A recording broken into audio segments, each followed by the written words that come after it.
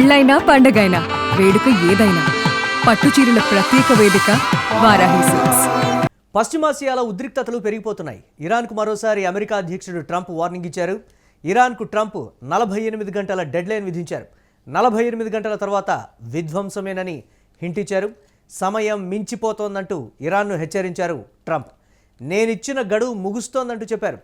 Hormuz తెరవాలి, మాతో ఒప్పందం చేసుకోవాలన్నారు ట్రంప్. ఇరాన్, ఇజ్రాయెల్, అమెరికా యుద్ధాన్ని విరమించే ప్రయత్నాల్లో అమెరికా అధ్యక్షుడు ట్రంప్ ఉన్నట్లుగా కూడా తెలుస్తోంది. ఇరాన్కు 16 అంశాలతో ప్రతిపాదన పంపింది అమెరికాతో చర్చలకు ఇరాన్ అంగీకరించినటువంటి బ్రేకింగ్ న్యూస్ చూస్తున్నాం. దీనిపై మరిన్ని అప్డేట్స్ మా కరెస్పాండెంట్ సత్య అందిస్తారు. సత్య, రోజు రోజుకి వివాదం ముదురుతోంది తప్ప పరిస్థితులన్నీ కూడా విషమిస్తున్నాయి తప్ప ఎక్కడా కంట్రోల్ అయ్యేటువంటి పరిస్థితి లేదు. ఇరాన్కు విధించినటువంటి డెడ్లైన్ కావచ్చు, పెట్టినటువంటి ఆంక్షలు కావచ్చు, ఏ విధంగా చూడాలి, ఏ విధంగా ఉండబోతున్నాయంటారు ఇవి? అమెరికా అధ్యక్షుడు డొనాల్డ్ ట్రంప్ ఇరాన్కి ఇచ్చినటువంటి ఏదైతే గడువు ఉందో అది ఇంకొక 48 గంటల్లో ముగియనుంది. ఈ డెడ్ లైన్ కూడా ముగుస్తున్న తరుణంలో మరోసారి ఆయన వార్నింగ్ ఇచ్చిన పరిస్థితి కనబడుతూ ఉంది.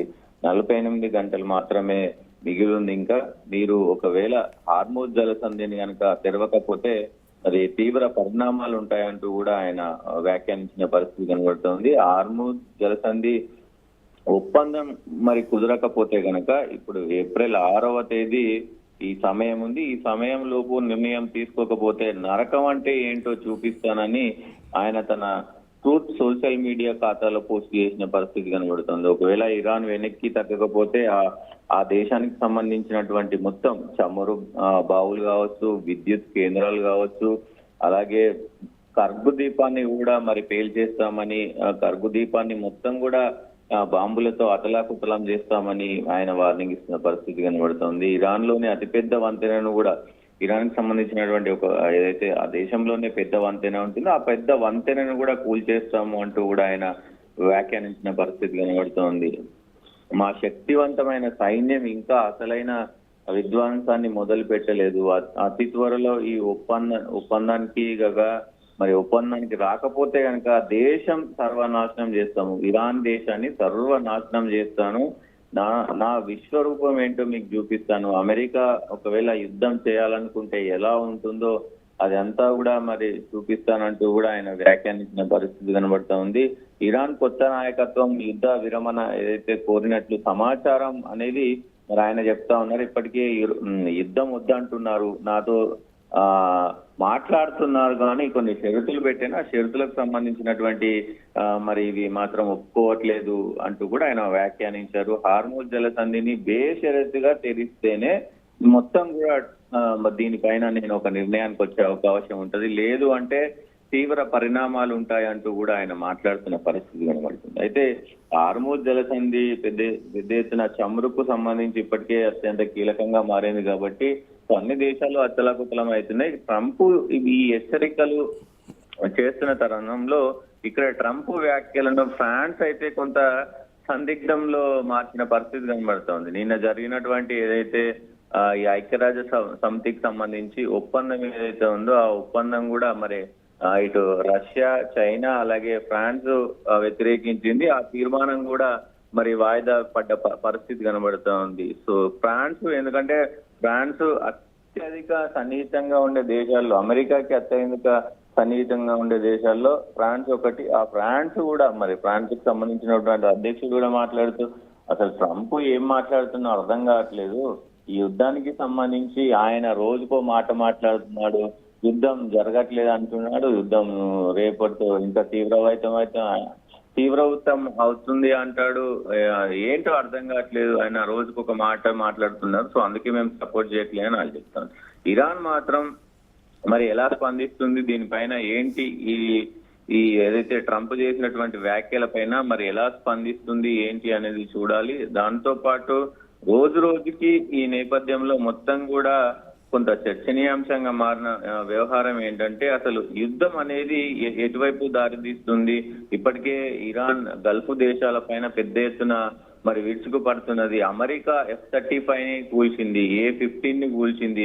F-35 ప్రపంచంలోనే అతి భయంకరమైనటువంటి విమానం, అదే వాయు విమానం అది.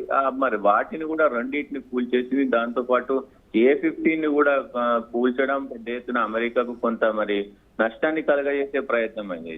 సో దాని తర్వాత ఈ వ్యాఖ్యలు చేయడం ప్రస్తుతం చర్చనీయాంశంగా మారిన పరిస్థితి అయితే అంటే కనుక ఇరాన్ ఎక్కడ తలొగ్గనటువంటి పరిస్థితి, పైగా అంటే వార్నింగ్ ఇస్తున్నప్పటికీ కూడా ఎక్కడ ఆ షరతుల్ని అంగీకరించకపోవడం కావచ్చు, యుద్ధంలో కూడా ఎక్కడ వెనక్కు తగ్గకపోవడం కావచ్చు, అంతకంతకు ఇజ్రాయెల్, అమెరికా, ఇరాన్ ఆయుధ శక్తిని అంతకంతకు పెంచుకుంటూ పోతున్నటువంటి పరిస్థితులు ఇంకా ఉద్రిక్తంగా మారిపోతున్నాయి కదా సత్య, దీన్ని ఎలా చూడాలంటారు మనం? డెఫినెట్ గా ఇటు ఇరాన్ అయితే ఎక్కడ తగ్గట్లేదు. ట్రంప్ వార్నింగ్ ఇస్తా ఉన్నారు. ఇటు ఒకవైపు ఇరాన్ మాత్రం తనకు సంబంధించినటువంటి అన్ని ఆయుధ పరికరాలు, ఇక్కడ సామాగ్రి కావచ్చు, డ్రోన్లు కావచ్చు, ఇక్కడ డ్రోన్లు కూడా కీలకంగా పనిచేస్తా ఉన్నాయి. ఇక్కడ అమెరికా పెద్ద ఎత్తున కొన్ని అంటే వేల లక్షలకు సంబంధించినటువంటి ఈ డ్రోన్లను వాడుతూ ఉంటే ఇరాన్ మాత్రం చౌక డ్రోన్లను వాడుతూ ముప్పు తిప్పలు పెడుతుంది. అమెరికాను కానీ ఇజ్రాయెల్ కానీ ముప్పు తిప్పలు పెడతా ఉంది. దాంతో పాటు గల్ఫ్ దేశాలను కూడా ముప్పు తిప్పలు పెడతా ఉన్నారు. వాళ్ళు ఎక్కడ కూడా తగ్గట్లేదు. మరి ఇప్పుడు ట్రంప్ ఏదైనా వ్యాఖ్యలు చేస్తే దానికి దీటుగా వాళ్ళు ఓన్లీ ఈ దాడితోనే, మిసైల్స్ దాడితోనే, ఈ బ్యాలిస్టిక్ మిసైల్స్ తో దాడి చేస్తా ఉన్నారు. సో ఈ దాడితోనే మరి వాళ్ళు సమాధానం చెప్తున్నారు. కాబట్టి ఇక్కడ రష్యా అలాగే చైనాతో మరి వాళ్ళ మొత్తం కూడా వెనకాలండి ఈ సపోర్ట్ తో మరి వీళ్ళు నడుపుతున్నారు. కాబట్టి పెద్ద ఎత్తున అంటే ఈ తీవ్ర పరిణామం అయితే ముందుకు వెళ్తా ఉంది. మరి ఏ రకంగా ఉండబోతుంది ఈ 48 అవర్స్ లో, మరి ట్రంప్ విధానాలు ఏంటి, ట్రంప్ ఏం చేయబోతున్నారు అనేది కొంత చర్చనీయాంశంగా మారిన పరిస్థితి అయితే కనబడుతూ ఉంది మురళి. మరి కానీ ట్రంప్ ఈ నిర్ణయం ఏం చేస్తాడు? ఇప్పుడు ఈ 48 గంటలు మాత్రమే మిగులుంది అని అంటున్నాడు. మరి ఏం చేస్తాడు? తర్వాత ఏప్రిల్ 6వ తేదీ మరి గడువు ముగుస్తుంది. ఆ గడువు ముగిసేలోపు ఏమైనా చేస్తాడా, లేకపోతే మరి ఇంకా ఏమైనా చర్యలు ఉంటాయా ఏంటి అనేది కూడా చూడాల్సిన అవసరం ఉంటుంది. రైట్, థ్యాంక్స్ ఫర్ అప్డేట్స్ సత్య. ఇక పశ్చిమాసియాలో ఉద్రిక్తతలు అంతకంతకు పెరిగిపోతున్నాయి. ఇరాన్కు మరోసారి అమెరికా అధ్యక్షుడు ట్రంప్ వార్నింగ్ ఇచ్చారు. ఇరాన్కు ట్రంప్ 48 గంటల డెడ్ లైన్ విధించారు. 48 గంటల తర్వాత విధ్వంసమేనని కూడా క్లారిటీ ఇచ్చారు. సమయం మించిపోతోందంటూ ఇరాన్ను హెచ్చరించారు ట్రంప్. నేనిచ్చిన గడువు ముగుస్తోందంటూ చెప్పారు. హర్మూజ్ తెరవాలి, మాతో ఒప్పందం చేసుకోవాలని కండిషన్ పెట్టారు. ఇరాన్, ఇజ్రాయెల్, అమెరికా యుద్ధాన్ని విరమించే ప్రయత్నాలు అమెరికా అధ్యక్షుడు ట్రంప్ ఉన్నారు. ఇరాన్కు 16 అంశాలతో ప్రతిపాదన పంపారు అధ్యక్షుడు ట్రంప్. ఇక అమెరికాతో చర్చలకు ఇరాన్ నో అంటోంది.